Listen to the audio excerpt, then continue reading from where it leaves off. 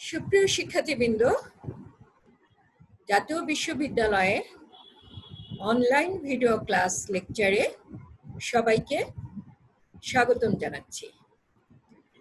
এই করোনাকালীন সময়ে জাতীয় বিশ্ববিদ্যালয়ের অনলাইন ভিডিও ক্লাস লেকচারে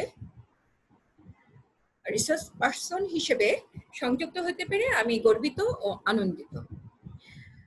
তোমরা সবাই স্বাস্থ্যবিধি মেনে চলবে।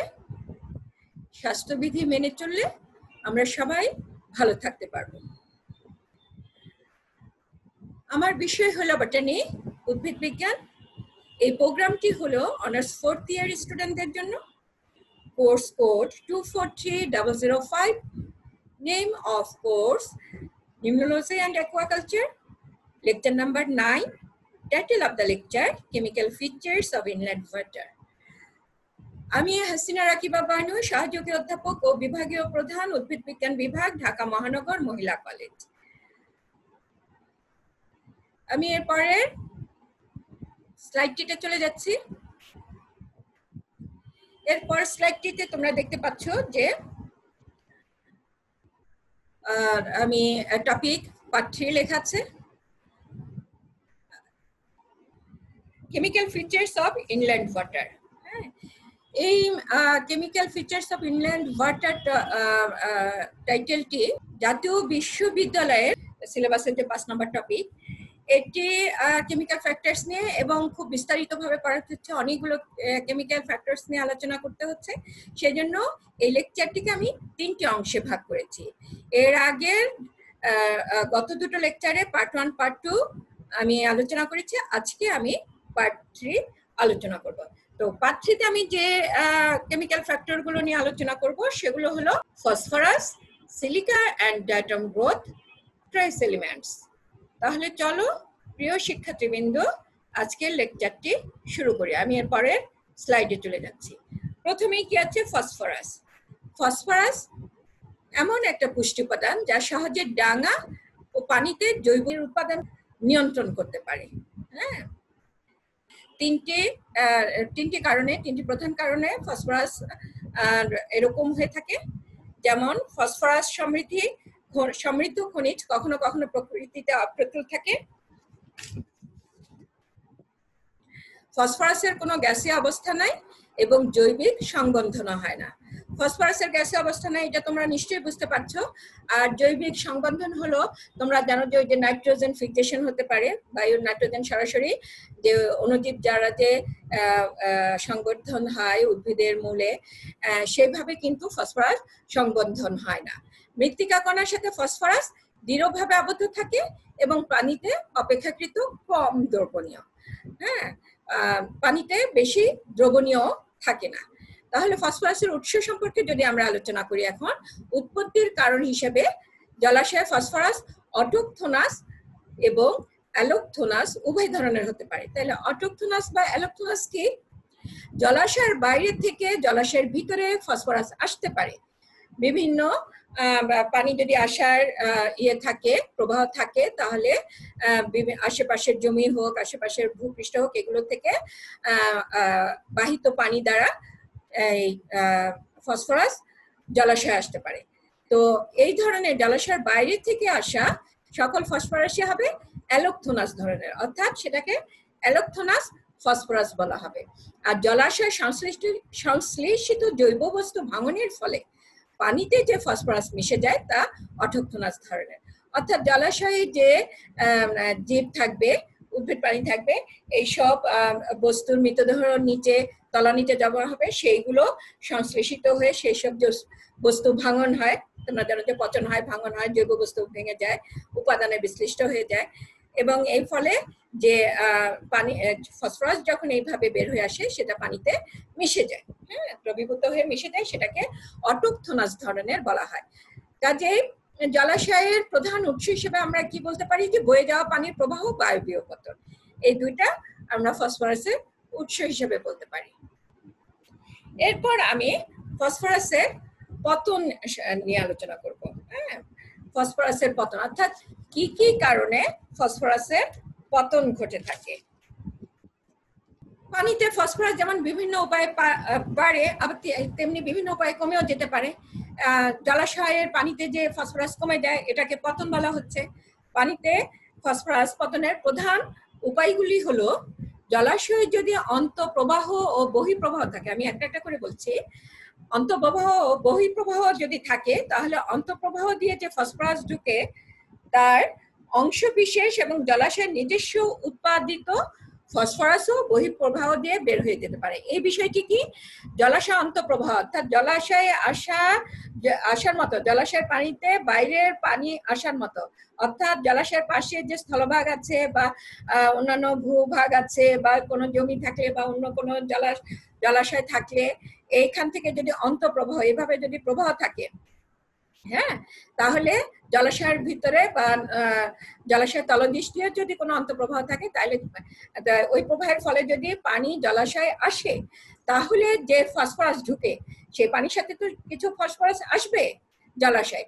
তারপর আবার কি হয় যে জলাশয়ের নিজস্ব ফসফরাস যে উৎপাদন হলো, যেটা আমি বলেছি যে নিচে তলানিতে জৈব বস্তুর ভাঙনের ফলে সৃষ্টি হবে, সেই ফসফরাস যে ফসফরাস উৎপন্ন হলো সেই ফসফরাসও বহিঃপ্রবাহ দিয়ে চলে যাবে। অর্থাৎ হ্রদের থেকে যদি পানি বের হয়ে যাওয়ার কোনো রাস্তা থাকে, প্রবাহ থাকে, সেখান দিয়ে এই উৎপাদিত ফসফরাসও বের হয়ে যাবে। তাইলে কি হলো, পানি প্রবাহ দিয়ে যেটা ঢুকলো, অন্তঃপ্রবাহ দিয়ে যেটা আসলো সেটা তো গেলই, সেটার সাথে আবার জলাশয়ে যে ফসফরাস উৎপন্ন হলো সেটাও চলে গেল। তাহলে কি হবে? ফসফরাসের পতন হবে, ওই জলাশয়ে ফসফরাস কমে যাবে। আচ্ছা, তারপরে যেটা বলেছি, জলাশয়ে বসবাসকৃত ফাইটোপ্লাঙ্কটন এবং জলজ উদ্ভিদের আত্মীকরণের ফলে ফসফরাস কমতে পারে। এই জিনিসটা কি? এই জিনিসটা হলো যে জলাশয়ে যে ফাইটোপ্লাঙ্কটন আছে, অনেক ফাইটোপ্লাঙ্কটনে এই ফসফরাসের সাথে সম্পর্কযুক্ত। ফসফরাস এদের বৃদ্ধিতে বা এদের শারীরবৃত্ত কার্যাবলীতে ফসফরাসের প্রয়োজন হয়। কাজেই এই বসবাসকৃত ফাইটোপ্লাঙ্কটন এবং জলজ উদ্ভিদ কি করবে? এই ফসফরাসকে আত্মীকরণ করে ফেলবে, অর্থাৎ গ্রহণ করে ফেলবে। যদি গ্রহণ করে ফেলে তাহলে কি হবে? ওই জলাশয়ে ফসফরাসের পরিমাণ কমে যাবে। এছাড়া ধূলিকণা, বর্জ্যকণা ইত্যাদির সাথে নিবিড়ভাবে বন্ধনকৃত ফসফরাস তলানি হিসেবে তলদেশে চলে যায় এবং সেই হিসেবে ফসফরাস কমে যায়। অর্থাৎ এই যে হ্রদের আশেপাশে ধূলিকণা থাকতে পারে, বর্জ্যকণা থাকতে পারে, বা ফাইটোপ্লাঙ্কটন যদি মারা যায় সেগুলির সাথে নিবিড় বন্ধনকৃত, অর্থাৎ এগুলির সাথে এই ফসফরাস যুক্ত হয়ে পড়ে, সংযুক্ত হয়ে পড়ে, এবং সংযুক্ত হয়ে এরা কি হয়? ফসফরাস তলানি হিসেবে তলদেশে চলে যায়।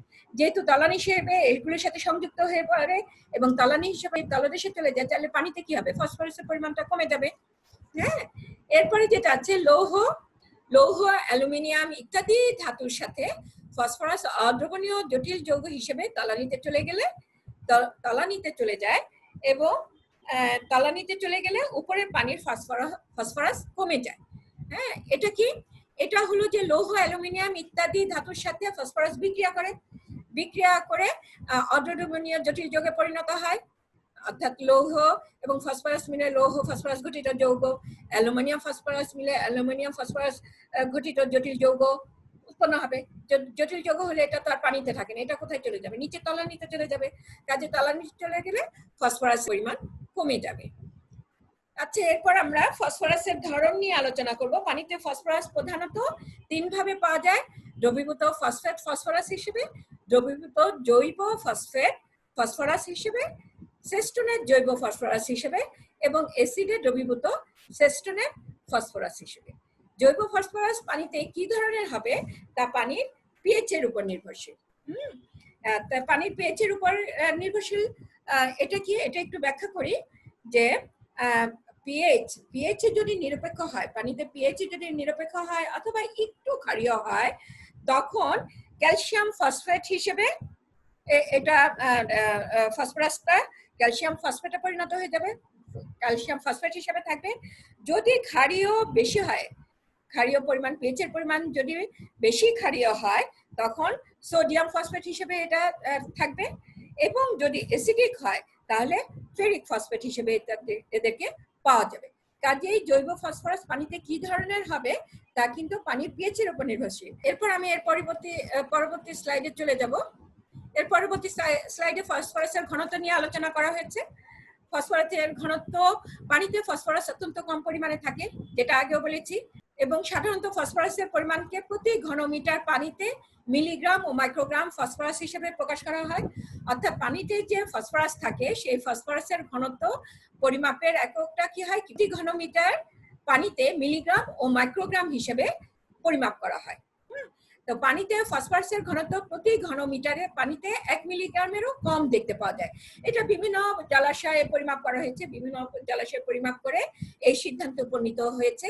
এইসব জলাশয়ে গবেষণায় প্রাপ্ত তথ্য অনুযায়ী, হ্যাঁ, যেসব জলাশয়ে গবেষণা করেছে সেই সব জলাশয়ের গবেষণা প্রাপ্ত তথ্য অনুযায়ী দেখা যায় যে পানিতে ফসফরাসের ঘনত্ব প্রতি ঘনমিটারে 1 মিলিগ্রামেরও কম হয়ে থাকে।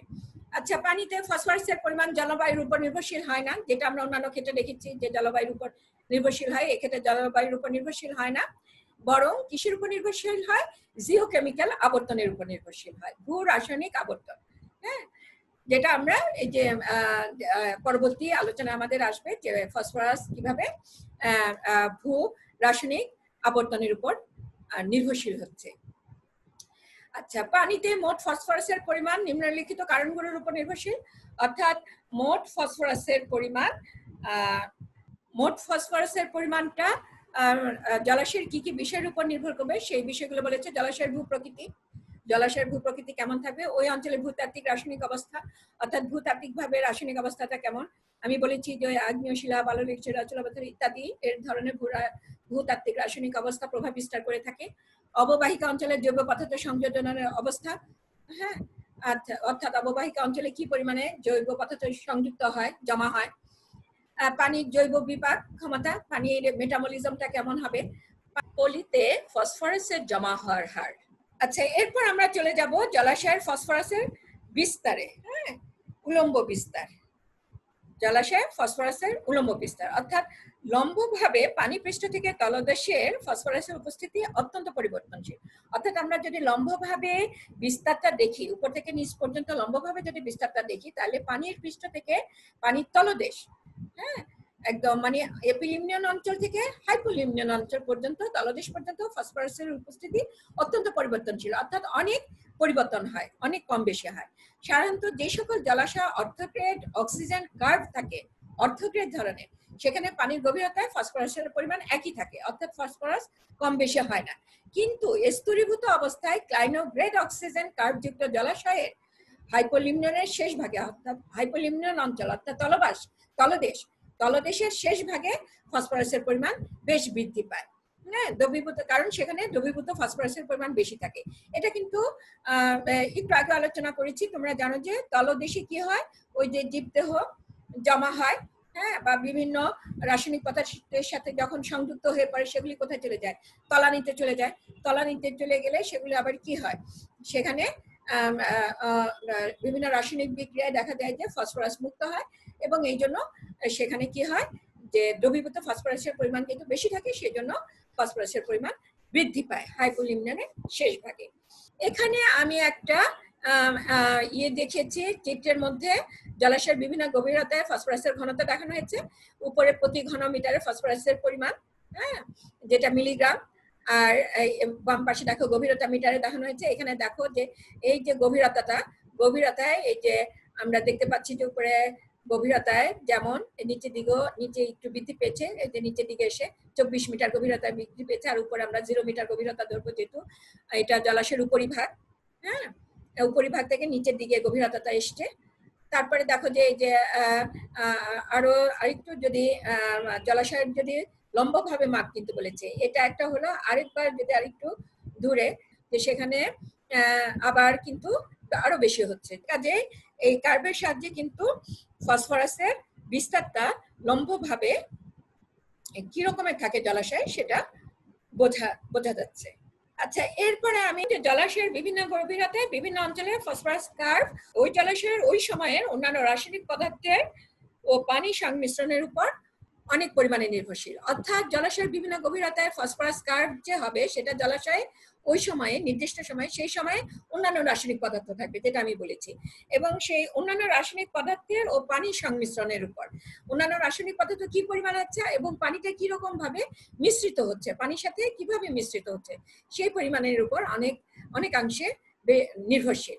গ্রীষ্মের স্তরীভূত অবস্থার শেষ দিকে উর্বর জলাশয়ে হাইপোলিমনের শেষ দিকে পানিতে অক্সিজেন না থাকায়, তখন পানিতে অক্সিজেন থাকে না, জানো যে গ্রীষ্মের স্তরীভূত অবস্থায় অর্থাৎ গ্রীষ্মকালে যে স্তরীভূত অবস্থা দেখতে পাওয়া যায় জলাশয়ে, সেই উর্বর জলাশয়ে সেটার হাইপোলিমনিয়াল অঞ্চল, হাইপোলিমনিয়নের শেষ দিকে মানে হাইপোলিমনিয়ন অঞ্চলের শেষ দিকে পানিতে অক্সিজেন থাকে না। এটা আমরা আগে আলোচনা করেছি, থাকে না। তখন সেই হাইপোলিমনিয়ন অঞ্চলে ফসফরাস প্রচুর পরিমাণে থাকে, ফসফরাস প্রচুর পরিমাণে থাকে এবং প্রচুর পরিমাণে বৃদ্ধি পায়। হ্যাঁ, এসব জলাশয়ে ফসফরাস ও লৌহের আবর্তনের মধ্যে তাৎপর্যপূর্ণ সম্বন্ধ আছে। আচ্ছা, এখন দেখো যে সম্পর্কটা কি, যে সম্পর্কটা হলো যে এই অঞ্চলে ফেরাস লৌহ এবং ফসফেট উপস্থিত থাকে। ফেরাস লৌহ তোমরা বুঝতে পারছো, ফেরাস আয়রন এবং ফসফেট উপস্থিত থাকে। এই সময় যদি কোনো কারণে অক্সিজেন আসে তাহলে ফেরিক ফসফেট তৈরি হয়, পানির পিএইচ ক্ষারীয় হয়ে যায়। আর ফেরিক ফসফেট পানিতে দ্রবীভূত হয় না। পানিতে দ্রবীভূত না হলে এরা কি হবে, পলি হিসেবে নিচের তলদেশে, জলাশয়ের তলদেশে জমা হবে। অতিরিক্ত লৌহ ফেরিক হাইড্রোক্সাইড হিসেবে পলিতে জমা হবে, অর্থাৎ নিচের তলদেশে জমা হবে, তলানিতে জমা হবে। এভাবে হাইপোলিমনিয়নে উপস্থিত সমস্ত ফসফরাস জলাশয়ের তলদেশে পলি হিসেবে জমা হতে পারে। আবার ওই জলাশয়ে, ওই অঞ্চলে অক্সিজেন না থাকলে ফেরিক লৌহ ফেরাস লৌহে পরিণত হয়ে যায়, অর্থাৎ ফেরিক আয়রন ফেরাস আয়রনে রূপান্তরিত হয়ে যায়। এবং যখন এভাবে রূপান্তরিত হয়ে যায় তখন ফসফরাস আবদ্ধ অবস্থা থেকে মুক্ত পায় এবং দ্রবীভূত অবস্থায় ফিরে আসে। ওই যে ফেরাস এবং লোহের সাথে যে ছিল সেটা থেকে মুক্ত হয়ে দ্রবীভূত অবস্থায় ফিরে আসে এবং অগভীর জলাশয়গুলিতে হাইপোলিমনিয়ন চিরকাল ধরে এই রকমের আবর্তনের মধ্যে থাকে। কাজে বুঝতে পারছো লৌহ ফসফরাসের আবর্তনটা কিভাবে হচ্ছে। বিভিন্ন ঋতুতে ফসফরাসের পরিমাণ যথেষ্ট পার্থক্য পরিলক্ষিত হয়। একটু আগে বলেছি এই যে পার্থক্য পরিলক্ষিত হয় এবং পার্থক্য যে পরিলক্ষিত হয় সেগুলোর প্রধান কারণগুলো কি, সে কারণগুলো আমি এখন আলোচনা করছি। জলাশয়ের খালের আকৃতি, জলাশয়ের পারিপার্শ্বিক অঞ্চলের রাসায়নিক অবস্থা, ওই অঞ্চলের জমিগুলোর ব্যবহার, জলাশয়ের পানিতে অন্যান্য দ্রব্যের উপস্থিতি এবং পানির বাৎসরিক সংমিশ্রণের পদ্ধতি। কাজে বুঝতে পেরেছি এই প্রতিটা জিনিস নিয়ে কিন্তু আলোচনা করা হয়েছে। জলাশয়ের আকৃতিও এখানে একটা, খালের আকৃতি বলতে জলাশয়ের বেসিন, নিচে যে তলদেশের বেসিনের কথা বলেছে। হ্যাঁ, বেসিন কি ধরনের সেটার কথা বলা হয়েছে। আচ্ছা, এরপরে আমরা ফসফরাসের প্রভাব নিয়ে আলোচনা করব। পানির মোট ফসফরাসকে দুইটা ভাগে ভাগ করা হয়, অজৈব ফসফরাস এবং জৈব ফসফরাস। জৈব ফসফরাস জলাশয়ের পানিতে প্লাঙ্কটনের শরীরে বা অন্য কোনো ভাবে থাকে। জলাশয়ের পানিতে প্লাঙ্কটনের পরিমাণ ফসফরাসের উপর নির্ভর করে, অর্থাৎ প্লাঙ্কটনের বৃদ্ধিতে বা প্লাঙ্কটন কি পরিমাণে থাকবে সেটা ফসফরাসের উপর নির্ভর করে। কাজে জৈব ফসফরাস জলাশয়ের পানিতে প্লাঙ্কটনের শরীরে বা অন্য কোনো ভাবে থাকতে পারে। সাধারণত জলাশয়ে ফসফরাসের পরিমাণ কম থাকে এবং পর্যাপ্ত ফসফরাস ছাড়া প্লাঙ্কটনের জন্ম বৃদ্ধি সম্পন্ন হয় না, যেটা একটু আগে বলেছি। একটা পর্যাপ্ত পরিমাণে ফসফরাসের প্রয়োজন হয় প্লাঙ্কটনের জন্ম এবং বৃদ্ধির জন্য। তাই ফসফরাসকে পানি উৎপাদনের ক্ষেত্রে একটি সীমা নির্ধারক হিসেবে ধরা হয়। পানির উৎপাদনের ক্ষেত্রে এখানে পানির উৎপাদন বলতে আমরা প্রাইমারি প্রোডাক্টিভিটি বলছি। আমরা জানি যে প্রাথমিক উৎপাদন ফাইটোপ্লাঙ্কটন সবুজ। এখন এই যে প্লাঙ্কটন ফসফরাস না থাকলে কি হবে, প্লাঙ্কটনের জন্ম বৃদ্ধি হবে না, তাহলে ওই জলাশয়ে বেশি পরিমাণে ফাইটোপ্লাঙ্কটন থাকবে না। বেশি পরিমাণে যদি ফাইটোপ্লাঙ্কটন না থাকে তাহলে কি হবে, বেশি পরিমাণে সালোক সংশ্লেষণ হবে না। সালোক সংশ্লেষণের ফলে যে খাদ্য তৈরি হয় সে খাদ্য তৈরি হবে না, অর্থাৎ প্রাথমিক উৎপাদন ব্যাহত হবে, যেটা এখানে বলেছে যে প্রাথমিক উৎপাদন কমে যায় ফসফরাসের জন্য। এবং এই জন্য ফসফরাসকে পানির উৎপাদনের ক্ষেত্রে একটি সীমা নির্ধারক হিসেবে ধরা হয়। ফসফরাসের প্রভাব আলোচনার মাধ্যমে আমরা ফসফরাস জৈব প্রভাবক হিসেবে ফসফরাসের আলোচনা করলাম। এখন আমরা আলোচনা করব আমাদের সিলেবাসে পরবর্তী টপিকটা নিয়ে, সেটা হলো সিলিকা অ্যান্ড ডায়াটম গ্রোথ। হ্যাঁ, কেমিক্যাল ফিচার্সের যে আরেকটা টপিক, ফসফরাসের পরবর্তী টপিকটা হলো silica and diatom growth. Silica এবং ডায়াটমের বৃদ্ধি ওতপ্রোতভাবে জড়িত একটা বিষয়। আমরা এখন সেটা আলোচনা করলে তোমরা ভালোভাবে বুঝতে পারবে। ডায়াটম তো তোমরা বুঝতে পারছো, ডায়াটম শৈবাল, ডায়াটম হলো শৈবাল। হ্যাঁ, আচ্ছা, এখন আসো যে সিলিকা অ্যান্ড ডায়াটম গ্রোথের মধ্যে কি সম্পর্ক আছে সেটা নিয়ে আমরা একটু আলোচনা করি।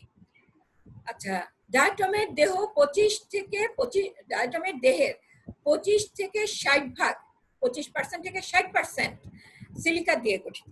হ্যাঁ, জলাশয়ের পানিতে ডায়াটমের বৃদ্ধি বেশি হলে সিলিকেট কমে গিয়ে তা বৃদ্ধি নিয়ন্ত্রক প্রভাবকে পরিণত হয় ফসফরাসের মতো।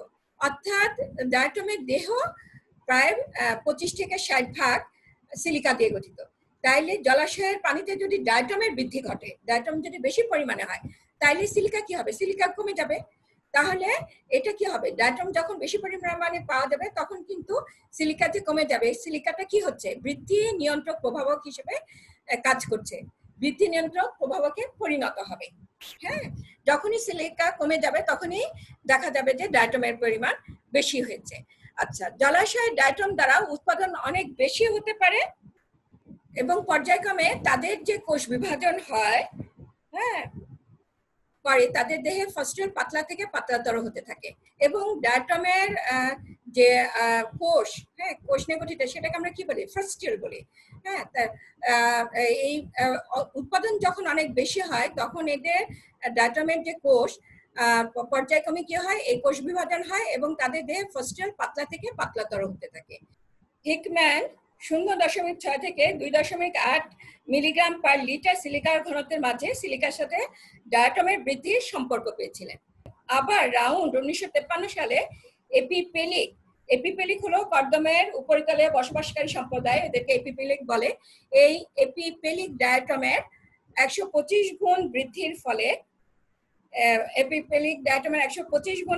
ফলে প্রায় 50% দ্রবীভূত সিলিকেটের পতন লক্ষ্য করেছিলেন। কাজে এনারা দুইজন ডায়াটমের সাথে সিলিকনের একটা সম্পর্ক পেয়েছিলেন। সুতরাং এইগুলো থেকে, এই তথ্যগুলো থেকে এটাই প্রমাণ হয় যে পানির সিলিকা এবং ডায়াটম জীব সমষ্টির মাঝে একটা নিবিড় সম্পর্ক আছে। হ্যাঁ, নিবিড় সম্পর্ক আছে। সেই নিবিড় সম্পর্কটা নিশ্চয়ই বুঝতে পারছো যে সিলিকার ঘনত্বের মাঝে সিলিকার সাথে ডায়াটমের বৃদ্ধিটা হচ্ছে এবং পতনও হচ্ছে। এক পরিমাপে আমরা দেখছি যে বৃদ্ধি ঘটছে এবং আরেকটিতে আমরা কি দেখছি যে ডায়াটমের পতন লক্ষ্য করা গেছে। সিলিকার সাহায্যে জলাশয়ের পানি দূষণ বা ইউট্রোফিকেশন হয় না। অর্থাৎ আমরা যে অন্যান্য রাসায়নিক পদার্থ দেখেছি, সেগুলি দেখেছি যে সেগুলোর জন্য কি হয়েছে, যে জলাশয়ের পানি দূষণ বা ইউট্রোফিকেশন হয়েছিল, কিন্তু সিলিকার সাহায্যে এই ধরনের কোনো পানি দূষণ হয় না। পানিতে সিলিকা বেশি থাকলে ডায়াটম শৈবালের বৃদ্ধি বেশি হতে পারে। হ্যাঁ, ডায়াটম শৈবালের বৃদ্ধি বেশি হয় এবং ডায়াটম শৈবালের মৃত্যুর পর এরা যখন ডায়াটম শৈবালগুলো যখন মারা যায় তখন এরা কি হয়? এরা এদের মৃতদেহগুলো নিচের তলানিতে জমা হয়, জলাশয়ের তলদেশে জমা হয় এবং সেখানে ব্যাকটেরিয়া, ছত্রাক ইত্যাদি দ্বারা পচন ক্রিয়ার ফলে তাদের দেহস্থ জৈব পদার্থ ভেঙে যায় এবং অবশিষ্ট থাকে শুধু খোলসটি। এবং এই খোলসটি দেখা যায় যে খুব সুন্দর সূক্ষ্ম কারুকার্য থাকে, খুব সুন্দর হয়ে থাকে এবং এই খোলসটি দীর্ঘদিন, ডায়াটমের এই খোলস দীর্ঘদিন ধরে তলানির মধ্যে অক্ষত অবস্থায় থাকে। হ্যাঁ, অক্ষত অবস্থায় থাকতে পারে, তাই লম্বভাবে বিস্তৃত দীর্ঘ তলানির নমুনা সংগ্রহ করে লম্বভাবে বিস্তৃত বোঝার চেষ্টা করবে। এখান থেকে যদি নমুনা সংগ্রহ করা হয়, হ্যাঁ, তাহলে দেখা যায় যে ডায়াটম সম্প্রদায়ের ধরন দেখে জলজ পরিবেশের পরিবর্তন, ট্রফিক অবস্থা, দূষণ ইত্যাদি সম্পর্কে জ্ঞান লাভ করা যায়। তাহলে বুঝতে পারছো যে ডায়াটম এবং সিলিকার সাথে, ডায়াটমের বৃদ্ধির সাথে বা গ্রোথের সাথে সিলিকার সম্পর্ক কতখানি। যে ওদের খোলসের মধ্যে সিলিকা থাকে, খোলসটা দ্রবীভূত হয় না, দীর্ঘদিন ধরে তলদেশে থাকে এবং যখন লম্বভাবে বিস্তৃত দীর্ঘ তলানির নমুনা সংগ্রহ করে যদি পরীক্ষা করা যায় তখন ওইটার ওই পরীক্ষা থেকে ডায়াটম সম্প্রদায়ের ধরন দেখে যেটা কি পরিমাণে ওই জলাশয় ছিল সেটা থেকে জলজ পরিবেশের পরিবর্তন, ট্রফিক অবস্থা, দূষণ ইত্যাদি সম্পর্কে আমরা জ্ঞান লাভ করতে পারি। আচ্ছা, এরপর আছে ডায়াটম শৈবাল প্রতিটি জলজ পরিবেশে জন্মে থাকে। তাদের বৃদ্ধির জন্য সিলিকা অত্যন্ত গুরুত্বপূর্ণ ভূমিকা পালন করে থাকে। সাধারণত আমরা যদি ডায়াটমের শুষ্ক ওজন নেই, ডায়াটমের শুষ্ক ওজনের 50 ভাগই সিলিকা। হ্যাঁ, এর আগেও আমি বলেছি যে তাদের দেহ 25 থেকে 60% সিলিকা নিয়ে গঠিত এবং শুষ্ক ওজনে এমনই পাওয়া যায়। পানিস্থিত দ্রবীভূত সিলিকা গুরুত্বপূর্ণ ভূমিকা পালন করে, একটু আগে বলেছি যে জলজ পরিবেশে সিলিকার ভূমিকা অত্যন্ত গুরুত্বপূর্ণ। তাই যেহেতু সিলিকার ভূমিকা অত্যন্ত গুরুত্বপূর্ণ, সেজন্য এখন আমরা সিলিকা নিয়ে বিস্তারিত আলোচনা করব। তাহলে আমরা সিলিকা সম্পর্কে পরবর্তী আলোচনায় চলে যাই। পানিতে সিলিকার উৎস কি? বেশিরভাগ জলাশয়ের অববাহিকায় অ্যালুমিনোসিলিকেট খনিজ দ্রব্যের পচনই জলাশয়ের পানিতে সিলিকেটের প্রধান উৎস। পানিতে কার্বন ডাই অক্সাইড সিলিকেটের উপর প্রতিক্রিয়া করে কার্বন ও সিলিকার সৃষ্টি করে। হ্যাঁ, যে সিলিকেট হিসেবে যে থাকে, সিলিকেট হিসেবে সেখানে কি করে, পানিতে কার্বন ডাই অক্সাইড এই সিলিকেটের উপরে প্রতিক্রিয়া করে কার্বন ও সিলিকার সৃষ্টি করে থাকে। তাইলে এটাও কি হলো, এভাবে পানিতে সিলিকার একটা উৎস। হ্যাঁ, এটাও জলাশয়ে সিলিকার একটি উৎস। আচ্ছা, অম্লীয় পানিতে সিলিকার সৃষ্টি হলে সিলিকা কিছুটা নিষ্ক্রিয় থাকে। অম্লীয় পানিতে সিলিকা সক্রিয় থাকতে পারে না, কিন্তু ক্ষারীয় পানিতে সিলিকার সৃষ্টি হলে তা বেশ সক্রিয় হয়ে থাকে। পৃথিবীর সব আভ্যন্তরীণ জলরাশিতে সিলিকা পাওয়া যায়। হ্যাঁ, পৃথিবীর সব আভ্যন্তরীণ যত জলরাশি আছে সব জায়গাতে সিলিকা পাওয়া যায়। সিলিকা সাধারণত জীর্ণ অবস্থায় 3 ভাবে থাকে। 3 ভাবে কিভাবে? দ্রবীভূত অবস্থায় সিলিসিক অ্যাসিড অথবা জটিল সিলিকেট আয়ন হিসেবে থাকে, কোলয়েড সিলিকা রূপে থাকতে পারে, সেস্টনের খনিজ দ্রব্য হিসেবে থাকে। সিলিকনের উৎস নিয়ে আমরা এখন আরেকটু আলোচনা করব, এবং সেটা কি, যেন আমরা একটু আগে বলেছি যে অম্লীয় ক্ষারীয় পরিবেশের কথা বলা হয়েছে, সেটার সাথে আমরা আরেকটু আলোচনা করব।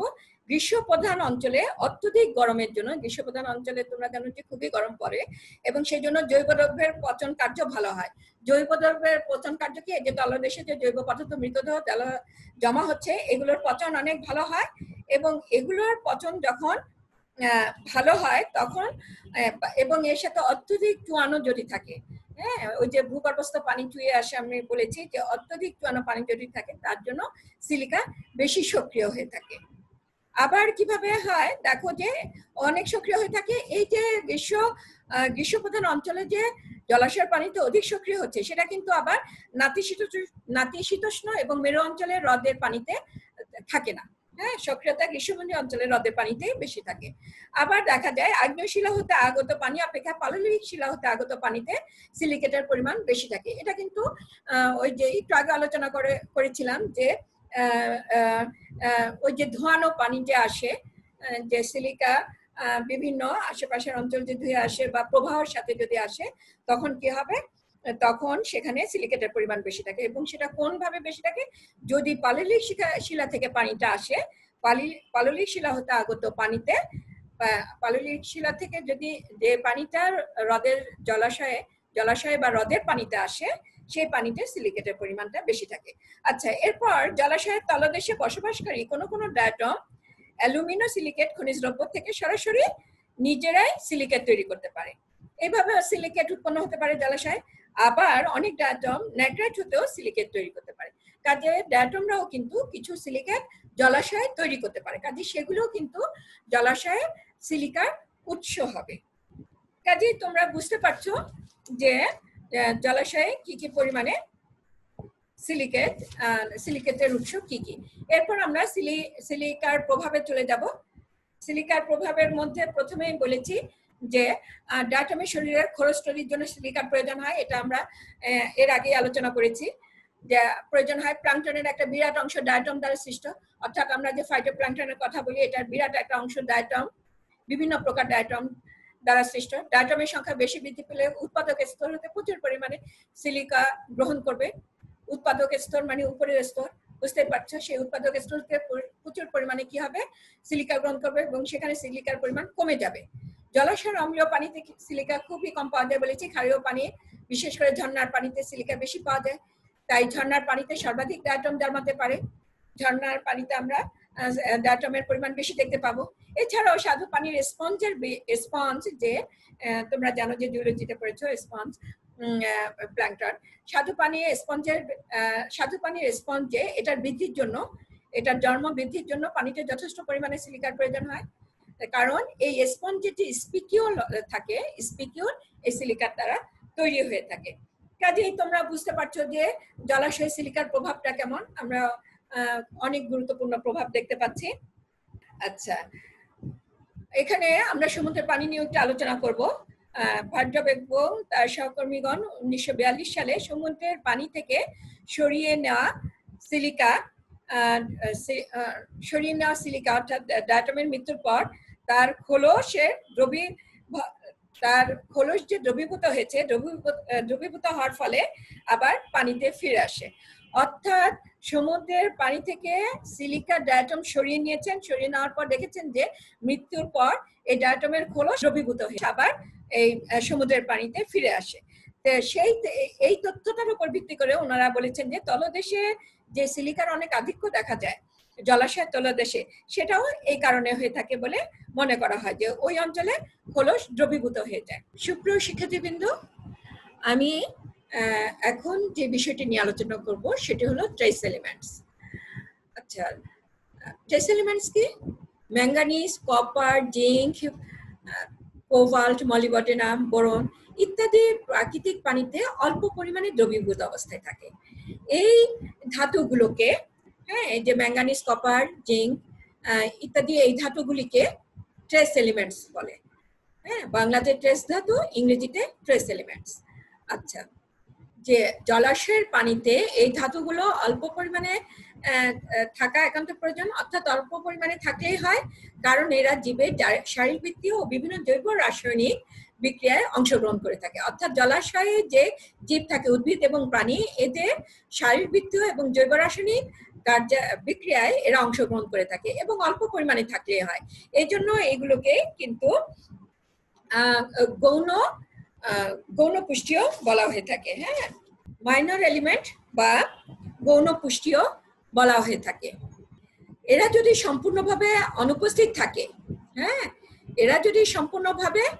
অনুপস্থিত থাকে, তখন কিন্তু জলজ জীবদের বিপাকক্রিয়া ব্যাপকভাবে বাধাগ্রস্ত হয়ে পড়ে। অর্থাৎ এরা জলাশয়ে অল্প পরিমাণে উপস্থিত থাকবে, অল্প পরিমাণে উপস্থিত থাকলে জলজ জীব এদেরকে ব্যবহার করতে পারে।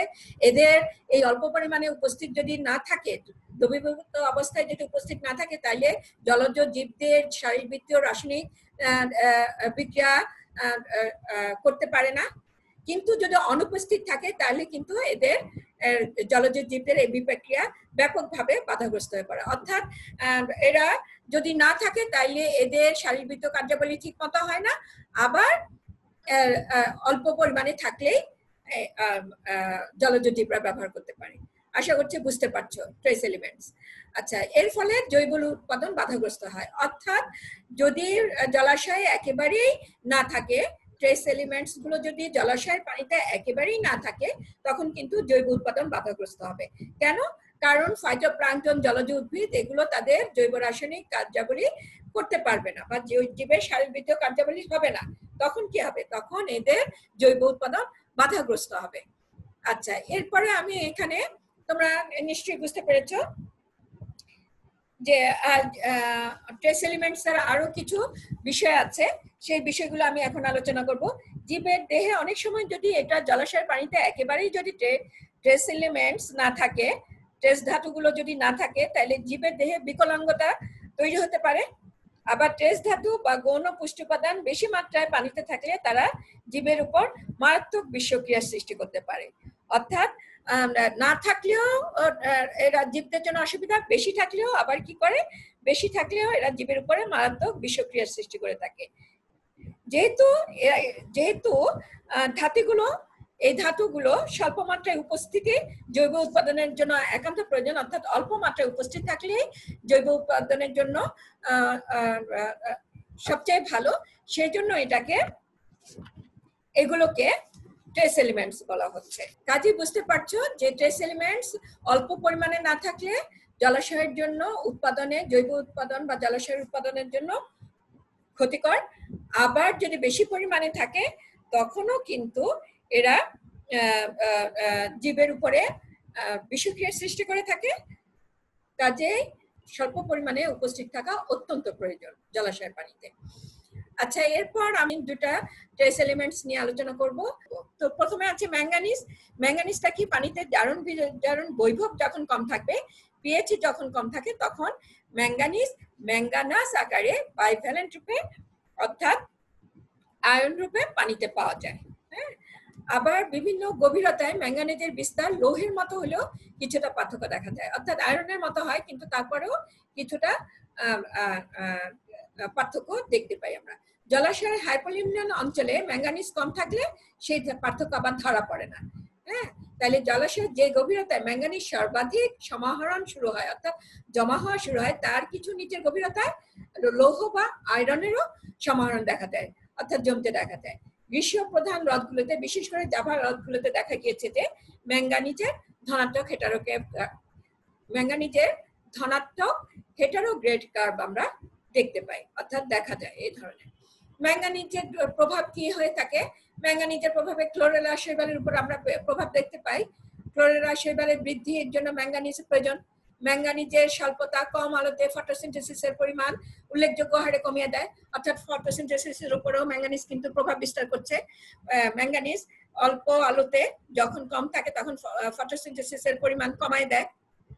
আবার উজ্জ্বল আলোতেও ফটোসিনথেসিসের পরিমাণ কমিয়ে দেয়, কিন্তু উজ্জ্বল আলোতে যতটুকু কমে স্বল্প আলোতে যতটুকু কমে উজ্জ্বল আলোতে ফটোসিনথেসিস ততটুকু কমে না, কম হয়ে থাকে কিন্তু স্বল্প আলোর ফটোসিনথেসিসের মতো অত বেশি কমে না।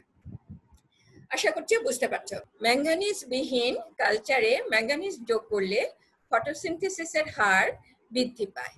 কাজেই দেখতে পাচ্ছ যে আমরা ম্যাঙ্গানিজের প্রভাব শৈবালের উপরে দেখলাম, ফটোসিনথেসিসের উপরও কিন্তু দেখতে পেলাম।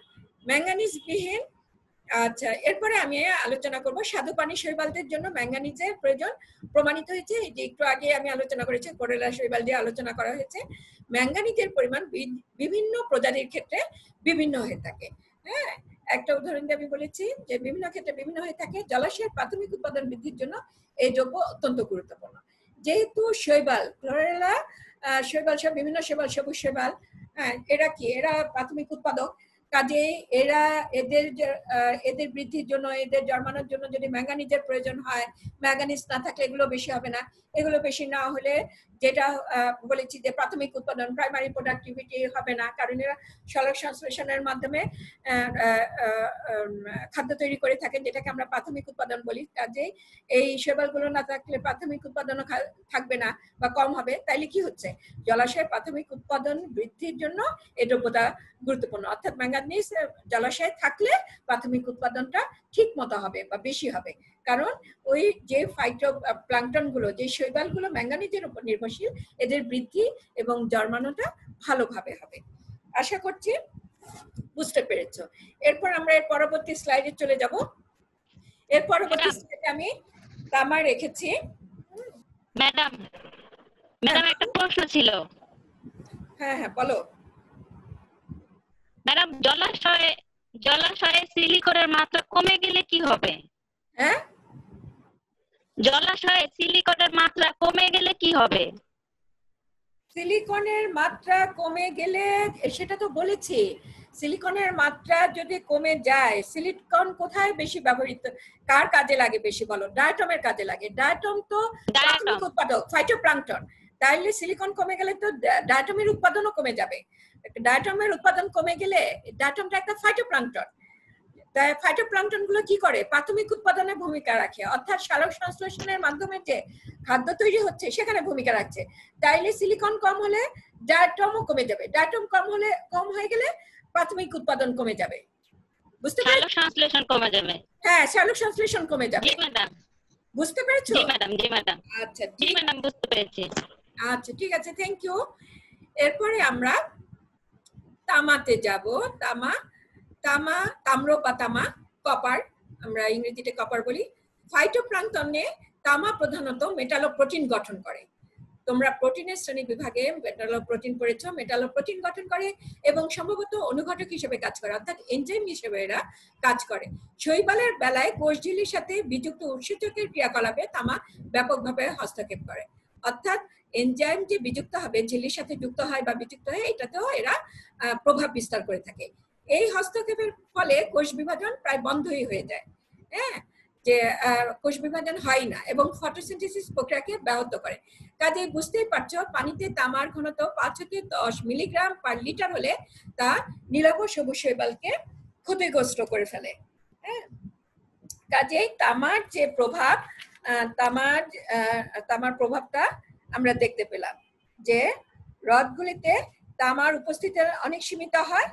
আবার মার্কিন যুক্তরাষ্ট্রের বিভিন্ন ইয়েতে দেখা গিয়েছে যে বিভিন্ন শহরে জলাশয়ে পরিমাপ করে দেখা গিয়েছে যে প্রতি ঘনমিটার পানিতে 5 থেকে 600 মিলিগ্রাম বা গড়ে 91 মিলিগ্রাম তামা পাওয়া গেছে।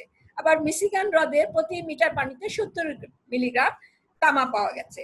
তিব্বতে লবণাক্ত পানিতে প্রতি ঘনমিটারের পানিতে 10 গ্রাম তামা পাওয়া গেছে। কাজে এইগুলো আলোচনা থেকে এই যে বিভিন্ন জলাশয়ে, পৃথিবীর বিভিন্ন জলাশয়ে বিভিন্ন প্রকারের যে তামা পাওয়া গেছে, এই তামাতে এই তথ্য থেকে আমরা কি বুঝতে পারি? এই তথ্য থেকে আমরা বুঝতে পারি হ্রদের পানিতে তামার সমাহরণ বিভিন্ন অঞ্চলে বিভিন্ন ধরনের হয়ে থাকে। তামা বিভিন্ন অবস্থায় নদীর পানিতে বা হ্রদের পানিতে বিভিন্ন অবস্থায় বিরাজ থাকতে পারে। এই বিভিন্ন ভাবে বিরাজ থাকতে পারে। সাধারণত আমরা 3 ভাবে দেখতে পাই: দ্রবীভূত অবস্থায়, জৈবিক অবস্থায় এবং সেস্টনিক অবস্থায়। আচ্ছা, আরেকটা বিষয় আছে যেটা হাচিনসন বলেছিলেন। হাচিনসন বলেছেন যে তামা জৈবিক অবস্থায়, তার মতে জৈবিক অবস্থায় তামা পাওয়া যায় এটা গ্রহণযোগ্য না। হ্যাঁ, তামা যে জৈবিক অবস্থায় পাওয়া যায় এটা গ্রহণযোগ্য নয়। কেন নয়? উনি বলেছেন যে তামা জৈবিক অবস্থায় বেশিরভাগ তামা কলয়েড অবস্থায় পাওয়া যায়। জৈবিক অবস্থায় বেশিরভাগ তামা কি হিসেবে পাওয়া যায়? কলয়েড অবস্থায় পাওয়া যায়, কলয়েড। কাজেই তার কথা যদি আমরা গ্রহণ করি তাহলে কি হবে? তাহলে আমরা দেখব যে হ্রদে 3 অবস্থায় এই তামা থাকতে পারে। সেটা হলো একটা দ্রবীভূত অবস্থায়, আরেকটা হলো কলয়েড অবস্থায় এবং আরেকটি হলো সেস্টনিক অবস্থায়। অর্থাৎ জৈবিক অবস্থায় যে আমরা বলেছি, হাচিনসন কিন্তু বলেছে যে জৈবিক অবস্থায় তামা থাকতে পারে না বা পাওয়া যায় না। আচ্ছা, এরপর তামার সাথে পিএইচ এর একটা সম্পর্ক আছে। হ্যাঁ, তামার সাথে পিএইচ এর সম্পর্কটা একটু আলোচনা করব। জলাশয়ে শৈবালের অত্যধিক বংশবৃদ্ধি হলে, অর্থাৎ শৈবাল যদি বেশি হয়ে যায়, তা দমন করার জন্য কপার সালফেট ব্যবহার করা হয়ে থাকে। অর্থাৎ কোনো জলাশয় যদি শৈবাল বেশি হয়ে যায়, সেটা দমন করার জন্য বা নিয়ন্ত্রণ করার জন্য কি ব্যবহার করা হয়ে থাকে? কপার সালফেট ব্যবহার করা হয়ে থাকে। এই কপার সালফেট মৃদু পানি তুলনায় খারো পানিতে কপার সালফেট দেওয়ার সাথে সাথে সেটা কার্বনেটে রূপান্তরিত হয়ে যায়, পানিতে দ্রবীভূত। আর এই কার্বনেট পানিতে দ্রবীভূত হয় না। এটা কি হয়? জলাশয়ের তলদেশে জমা হয়। এই তলদেশের জলাশয়ে যখন জমা হয় তখন এই তলদেশের পিএইচটা তোমার 6.4 থেকে প্রতি ঘনমিটার পানিতে গড়ে 29 মিলিগ্রাম এবং পিএইচ যদি 8 কিংবা তার বেশি হয় তাহলে প্রতি ঘনমিটার পানিতে 32 মিলিগ্রাম তামা পাওয়া যায়। বুঝতেই পারছো? তাহলে অ্যালকালাইন পানিতে মোট ঘনবস্তুর বেশি থাকায় কপারের পরিমাণও বেশি থাকে। অর্থাৎ অ্যালকালাইন পানিতে কি হচ্ছে? মোট ঘনবস্তু যদি বেশি থাকে, ওই যে তলানির মধ্যে মোট তলানি যদি বেশি থাকে সেখানে কপারের পরিমাণও বেশি হয়। অন্যদিকে এটা কখন? অ্যালকালাইন পানিতে, পানির তলদেশে হবে পানিতে। আর যদি মৃত পানিতে মোট ঘনবস্তুর পরিমাণ কম থাকে তাহলে তামার পরিমাণও কম হয়ে থাকে। কাজেই বুঝতে পারছো তাহলে তামার প্রভাবটা আমরা একটু আলোচনা করি। মিঠা পানির, বহু পানির জন্য তামা বিষাক্ত। হ্যাঁ, বিভিন্ন জীবের জন্য এটা বিষাক্ত হয়ে থাকে। প্রতি মিটার পানিতে 30 মিলিগ্রাম বা তার বেশি যদি তামা থাকে তখন হাইড্রা, ডেফনিয়া এগুলো জীবদের জন্য বিষাক্ত হয়। জলাশয়ে অত্যধিক যে আমি বলেছি অত্যধিক শৈবাল জন্মালের নিয়ন্ত্রণের জন্য কপার সালফেট ব্যবহার করা হয়। কাজেই প্রতি ঘনমিটার পানিতে 30 মিলিগ্রাম যদি কপার সালফেট দেয় সেগুলো কি করে? নেভিকুলা, তারপরে কোয়েলাস্টান এই অ্যালগি গুলোকে নিয়ন্ত্রণ করতে পারে। আবার এই পরিমাণ অর্থাৎ 30 মিলিগ্রাম কপার সালফেটে কিন্তু অ্যানাবেনা, সাইনুরা এই শৈবালগুলো নিয়ন্ত্রিত হয় না। সেগুলোর জন্য আবার বেশি পরিমাণে কপার সালফেট দিতে হয়। অর্থাৎ প্রতি ঘনমিটারে 50 মিলিগ্রাম কপার সালফেট দিলে অ্যানাবিনা সাইনুরা এরা নিয়ন্ত্রিত হয়ে থাকে। কাজে এই যে জলাশয়ে যে বিভিন্ন শৈবাল বা ফাইটোপ্লাঙ্কটন দেখলে এগুলো নিয়ন্ত্রণের জন্য যে তামা ব্যবহার করা হয় এগুলোর উপর প্রভাব কি বা ফাইটোপ্লাঙ্কটনের উপর প্রভাব কি ইত্যাদি বিষয়ে আলোচনা করা হলো। কাজে এই আলোচনার মধ্যে দিয়ে আজকের লেকচারটি আমি শেষ করছি। সুপ্রিয় শিক্ষার্থীবৃন্দ, তোমরা যদি অনলাইনে কেউ থেকে থাকো, আমি আশা করছি তোমরা সবাই আমার সাথে সংযুক্ত হয়েছো, তোমরা অনলাইন হও এবং আমার সাথে কথা বলতে পারো। তোমরা কি আজকে পড়াটা বুঝতে পেরেছো? জি ম্যাডাম।